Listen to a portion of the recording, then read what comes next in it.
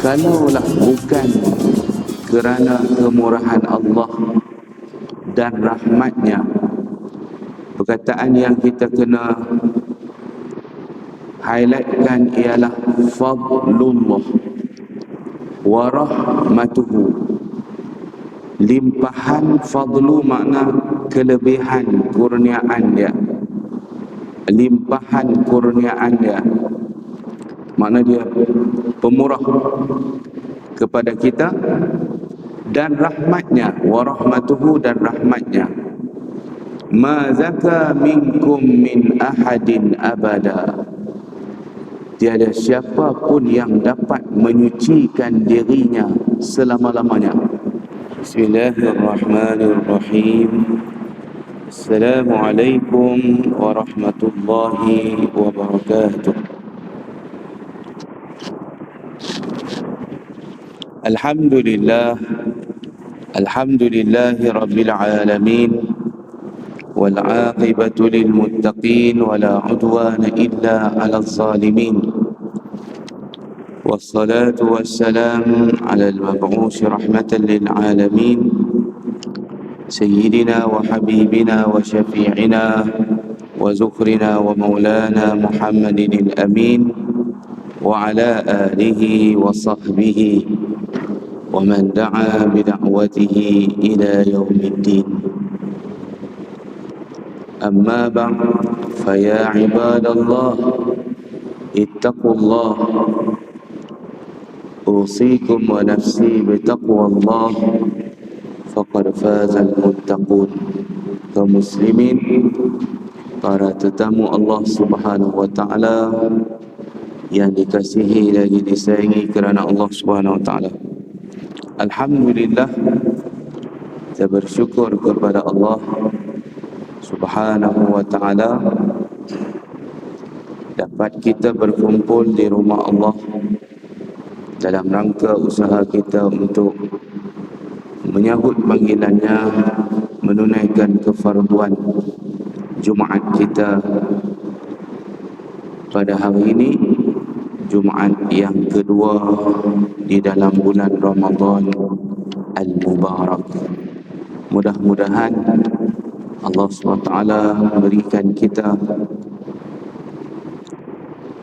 tambahan hidayah dan taufiknya, ganjarkan kita dengan ganjaran pahala yang sebanyaknya, mengampunkan dosa-dosa kita, mengangkat derajat kita, mengangkat mudarat daripada menimpa kita, dan Allah Subhanahu wa taala memberikan kita keafiatan, keselamatan, kesihatan yang berterusan, yang sempurna untuk diri kita, agama kita, dunia kita, dan akhirat kita, insya-Allah. Tuan-tuan yang dirahmati Allah Ta'ala sekalian, kemampuan kita melaksanakan ibadat puasa, melaksanakan ibadat-ibadat yang lain di bulan Ramadan adalah kerana limpahan kemurahan dan rahmat daripada Allah Subhanahu wa taala. Tak ada pun kekuatan upaya diri kita. Sebenarnya kemampuan kita melaksanakan segala program-program di dalam bulan Ramadan, kita dapat ikuti dengan sepenuhnya, itu bermakna kita mendapat kurniaan Allah, mendapat limpahan kemurahan Allah, limpahan rahmat Allah Subhanahu wa ta'ala.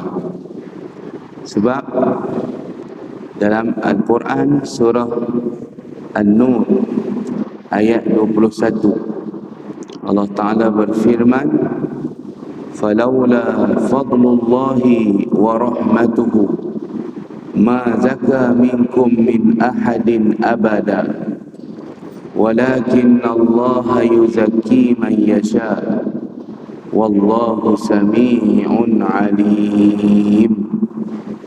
Ayat ni maksud dia, kalaulah bukan kerana kemurahan Allah dan rahmatnya, perkataan yang kita kena highlightkan ialah fadlullah wa rahmatuhu. Limpahan fadlu makna kelebihan kurniaan dia, limpahan kurniaan dia, makna dia pemurah kepada kita, dan rahmatnya, wa rahmatuhu, dan rahmatnya. Ma zaka minkum min ahadin abada. Tiada siapa pun yang dapat menyucikan dirinya selama-lamanya. Jadi Allah bagi tahu kita tak mampu nak bersih diri kita daripada dosa, kita tak mampu nak buat pahala, nak buat taat kepada Allah, tak mampu nak tinggal maksiat kepada Allah Ta'ala. Sebab tanpa rahmat dia, tanpa kemurahan dia, tidak siapa pun boleh cuci diri. Ma zaka minkum min ahadin abada. Tiada siapa pun di kalangan kamu, seorang pun di kalangan kamu yang dapat menyuci dan membersihkan diri daripada noda dan dosa. Walakin Allah yuzakki man yasha. Akan tetapi Allah Ta'ala boleh menyucikan siapa saja yang dia suka. Wallahu sami'un alim. Allah maha mendengar lagi maha mengetahui. Jadi berdasarkan kepada ayat inilah, maka kita bila masuk Ramadan ialah untuk menyucikan diri kita, membersihkan diri kita daripada noda dan dosa. Allah programkan kita setahun sekali masuk dalam bulan Ramadan, masuk sebulan intensif untuk mendobi diri kita, mendobi nafsu kita. Kalau baju kita, pakaian kita kotor, kita boleh pergi pusat dobi untuk cuci, self service dan sebagainya. Tetapi kalau diri dan jiwa kita kotor, maka Ramadanlah tempat untuk kita menyucikan diri, membersihkan diri daripada noda dan dosa. Dan Allah Ta'ala bagi tahu dalam surah Nur ni, bila kita tengok balik ayat ini, dia melatih kita, mentarbiah kita, mendidik kita supaya kita jangan ada rasa sombong, angkuh. Di dalam kita boleh buat sesuatu takabur, di dalam kita boleh mengerjakan ibadat, di dalam kita boleh mengerjakan ibadah puasa, ibadah qiyamul lail, ibadah tadarus, ibadah i'tikaf. Segala-gala yang kita mampu buat tu, dia suruh kita tengok bukan diri kita, tetapi dia suruh kita nampak akan kemurahan Allah, nampak akan rahmat Allah. Dengan demikian, kita merasa diri kita tidak ada punya apa-apa kuasa. Semuanya adalah daripada Allah. Mampu kita buat salat di malam hari sampai 23 rakaat. Mampu kita puasa dah hari yang ke-13 hari ni, tak ada masalah apa, tak ada gastrik, tak ada apa. Itu semua limpahan rahmat Allah Subhanahu wa ta'ala. Jadi kita tak ada lah rasa besar diri, rasa takabur. Itu cara Allah cuci diri kita, nak bagi kita sedar bahawa diri kita ni lemah, tidak punya apa-apa kuasa. Kalau tidak kerana rahmat Allah, kalau tidak kerana kemurahan Allah, tiada siapa pun yang boleh membersih dan menyucikan dirinya. Ini yang kita nak pegang, poin kita yang pertama sebelum kita masuk kitab kita ini, tuan-tuan.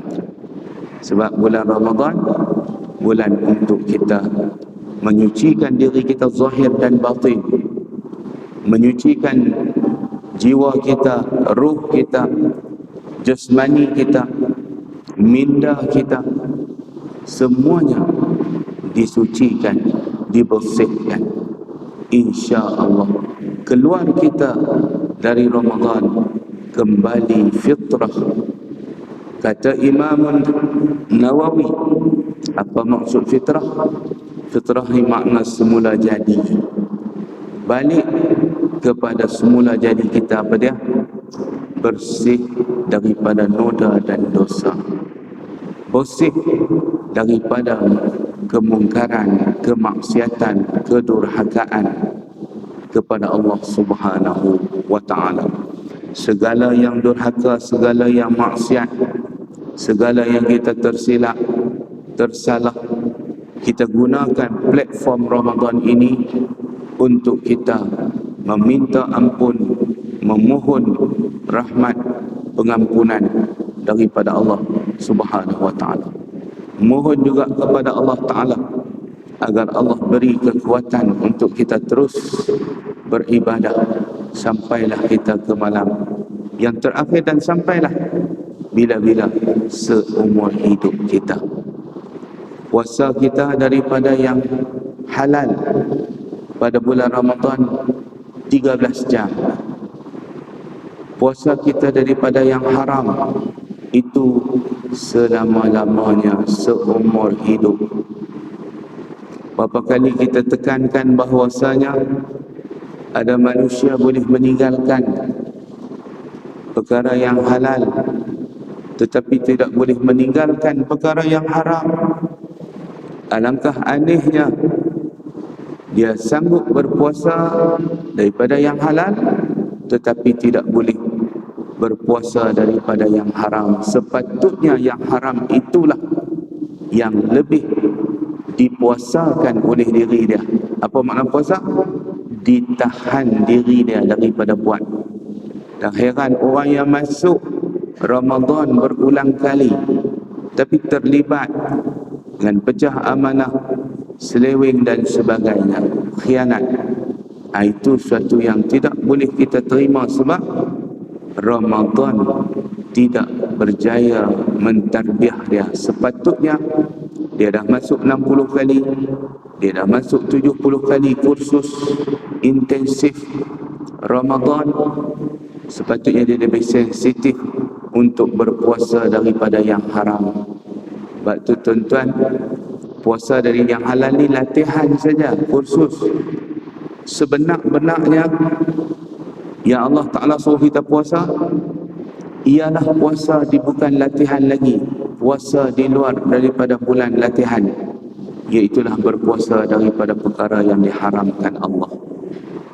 Rasa yang kita ada di dalam bulan Ramadan, rasa nampak Allah nampak kita, rasa Allah Ta'ala melihat kita, sehingga kita tak berani minum, tak berani makan benda yang halal, tak berani bersama dengan isteri yang halal yang sah akad nikahnya, tak berani di siang hari.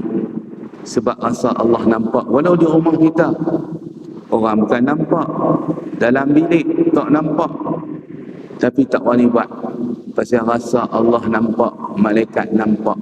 Rasa itulah yang Allah nak kita bawa sepanjang hidup kita. Bila nak buat maksiat, rasalah macam kamu duduk dalam bulan Ramadan, bagaimana kamu boleh nak taat kepada aku, kamu tak ambil yang halal, kamu tak ambil yang halal demi kerana aku. Maka di luar Ramadan nak terjebak dengan rasuah ke, nak terjebak dengan pecah amanah ke, nak terjebak dengan khianat ke, nak terjebak dengan mengambil hak orang lain, kita rasa Allah nampak ni. Sebagaimana Allah nampak aku dalam bulan Ramadan, aku tak minum, tak makan, tak bersama isteri, walaupun orang tak nampak. Tetapi macam itulah yang sepatutnya kita rasa bila di luar Ramadan nak terlibat, terjebak dengan kancah maksiat, kita rasa Allah melihat kita. Ini tarbiyah. Dr. Said Ramadan 13 jam dia kata kita berpuasa. Selalunya bila kita rasa dahaga, terasa lapar, kita akan pergi ambil makan minum. Kita ingat untuk pergi ambil makan minum. Tetapi dalam bulan Ramadan kita tak pergi ambil air, Kita tidak pergi ambil makan sebab kita ingat Allah. Macam itulah Allah nak kita ingat dia sepanjang hidup kita. Bila kita di luar Ramadan, kita nak terjebak dengan maksiat, rasa itulah yang Allah nak kita rasa. Lantas tak jadi nak buat maksiat, tak jadi nak buat benda yang haram. Daripada mana? Itulah takwa. Itulah yang Tuhan nak bina dalam diri peribadi kita masing-masing di dalam bulan Ramadan ini. La'allakum tattaqun. Semoga kamu memperolehi takwa. Semoga kamu mencapai darjat takwa. Takwa itulah penguat kuasa yang menahan diri kita daripada terjebak dengan perkara yang dimurkai oleh Allah Subhanahu wa ta'ala. Tuan-tuan yang dirahmati Allah Ta'ala sekalian, kita masuk ayat huraian takwa daripada surah At-Talaq ayat 10 dan 11. A'udzu billahi minasy syaithanir rajim. Fattaqullaha ya ulil albabil ladzina amanu qad anzalallahu ilaikum zikra rasulan yatlu alaikum ayatillahi mubayyinatin liyukhrijal ladzina amanu wa 'amilus solihat ليخرج الذين آمنوا وعملوا الصالحات من الظلمات إلى النور صدق الله العظيم. Bertakwalah kamu kepada Allah, ya ulil albab, wahai orang yang mempunyai akal fikiran. Allazina amanu, daripada kalangan orang-orang yang beriman. Punyai akal fikiran, tak beriman pun tak jadi juga.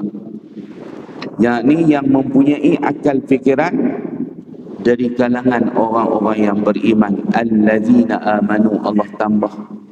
Seada orang punya akal fikiran tetapi tak ada iman, cerdik, pandai, bijak, tetapi tidak beriman, etis, tidak ada agama, tidak ada Tuhan. Cerdik, bijak, tetapi tidak beriman. Allah Ta'ala maksud ayat ini, Allah sebut bertakwalah kepada Allah wahai orang yang punya akal fikiran di kalangan orang-orang yang beriman. Spesifik, lebih khusus. Qad anzalallahu ilaikum zikra, telah datang kepada kamu, telah turun. Anzala makna turun daripada tempat yang tinggi. Telah turun kepada kamu, ilaikum kepada kamu, zikra, peringatan, warning. Seorang yang ambil endah, alert dengan zikra, peringatan, dengan warning yang Allah Ta'ala berikan, amaran, itulah orang yang bijak, orang yang cerdik, orang yang pandai. Walaupun benda yang dia amarankan itu, yang dia warning kita itu tak nampak di depan mata, tetapi mata hati kita nampak, hati yang hidup nampak. Sebab tu tuan-tuan, zikra, yang kata zikra, peringatan Allah, Quran, hadis, nasihat, dianya memberi kesan kepada orang yang hatinya hidup. Kita baca Yasin, saya nak kaitkan dengan peringatan. Allah kata, wa ma 'allamnahu asy-syi'ra wa ma yanbaghi lah in huwa illa zikrun wa qur'anun mubin liyunzira man kana hayyan wa yahiqqal qawlu 'alal kafirin. Allah Taala bagi tahu, tidaklah kami ajarmu Muhammad syair. Allah kata Allah tak ajak Nabi syair sebab Nabi bukan nak jadi sastrawan negara atau sastrawan dunia. Nabi nak jadi rasul. Tu apa yang Allah ajak ke Nabi. Tak ajaklah syair-syair ni, rendah sangat syair ni. Syair ni pada orang yang duk main cintan-cintun saja, asyik dengan ayat-ayat power. Tapi Nabi Allah Ta'ala nak bagi jadi rasul. Allah ajak apa kat dia? In huwa illa zikrun. Ayat ni pun sebut zikrun. Zikrun tu makna peringatan. Yang kami ajak kepada Muhammad, yang kami turunkan kepada Muhammad, peringatan. Wa Qur'anun mubin. Quran yang nyata. Untuk apa?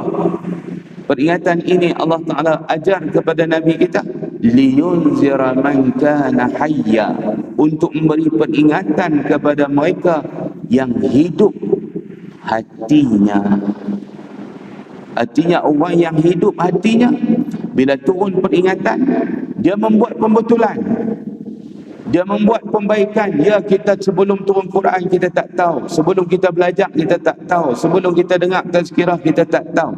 Tapi bila dah kita tahu, kita dah dengar peringatan, dah sampai kepada kita, dah tabligh, orang kata apa, sampai balaghan dakwah, telah sampai seruan dalam diri kita, dalam telinga kita, kita pun membuat pembaikan, pembetulan, pengislahan, pembaikan, pemulihan.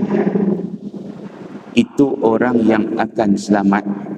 Tapi orang kafir, wa yahiqqal qawlu 'alal kafirin, menggezetkan neraka kepada orang-orang kafir yang memang dia tak heran, memang dia tak membuat pembaikan, pembetulan, dia terus dengan kekafiran dia, maka dia itulah wa yuhiqqal qawlu 'alal kafirin, untuk menggezetkan dengan sah bahawa mereka orang-orang kafir akan diberikan azab di neraka.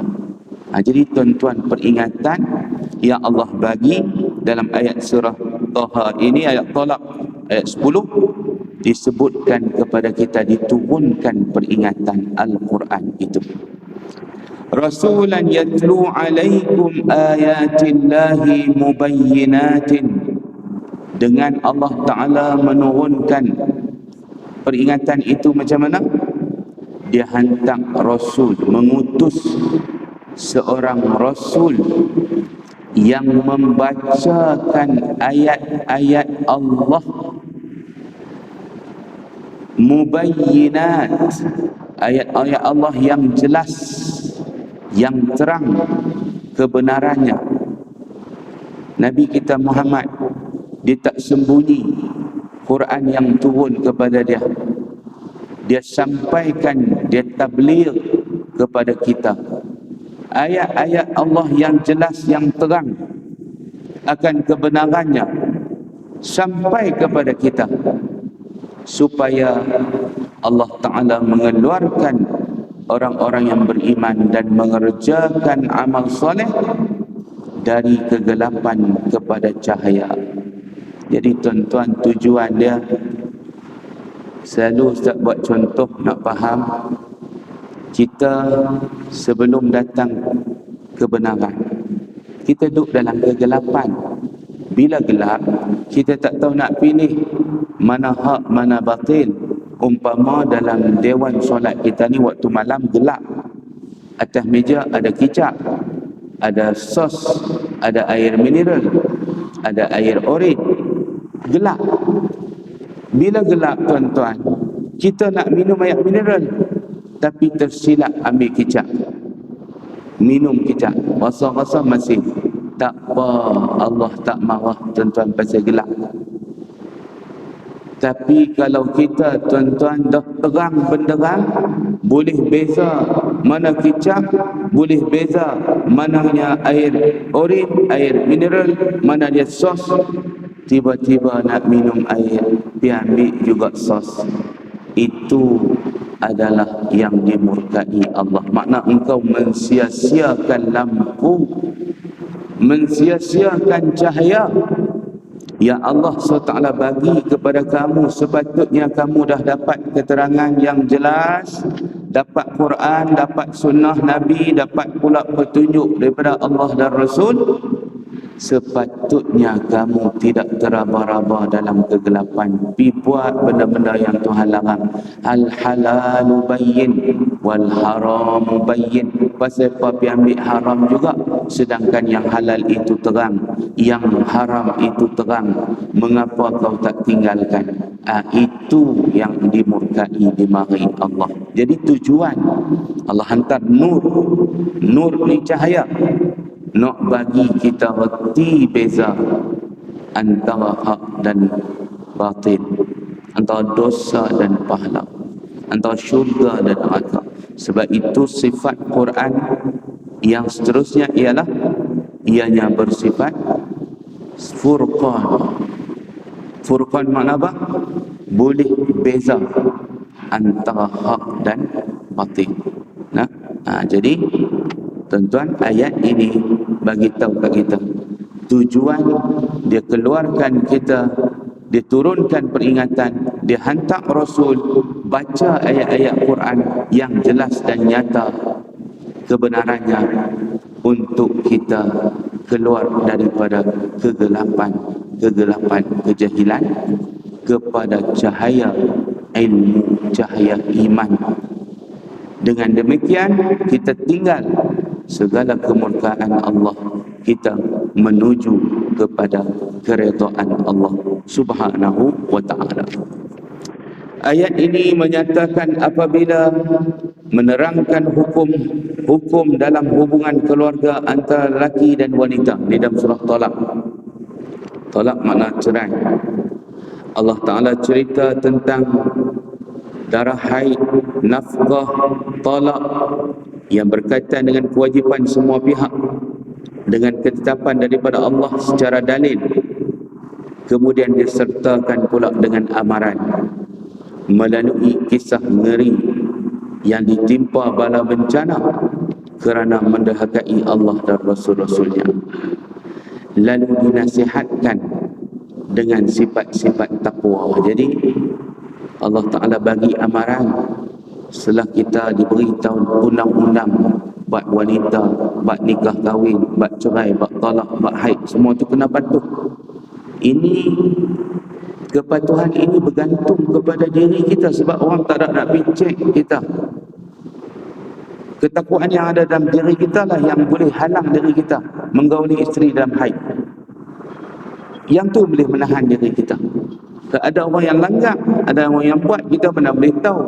Itu peribadi. Yang boleh menghalangnya buat benda-benda yang begitu peribadi itu, dosa-dosa peribadi, ialah takwa. Takwa itulah yang boleh dia selamat daripada menganiayai wanita, menzalimi, membuat benda-benda yang diharamkan Allah dengan isteri dia. Ini tuan-tuan, itulah Allah Ta'ala tekan dalam bab takwa di dalam tanggungjawab kita dalam keluarga. Takwa kepada Allah itulah menjadikan kita adil dengan isteri-isteri kita, adil dengan anak-anak kita dan sebagainya. Jadi tuan-tuan yang dirahmati Allah Ta'ala sekalian, kita berhenti dekat itu dulu, insya-Allah kita sambung dalam pertemuan kita yang akan datang, insya-Allah. Assalamualaikum warahmatullahi wabarakatuh.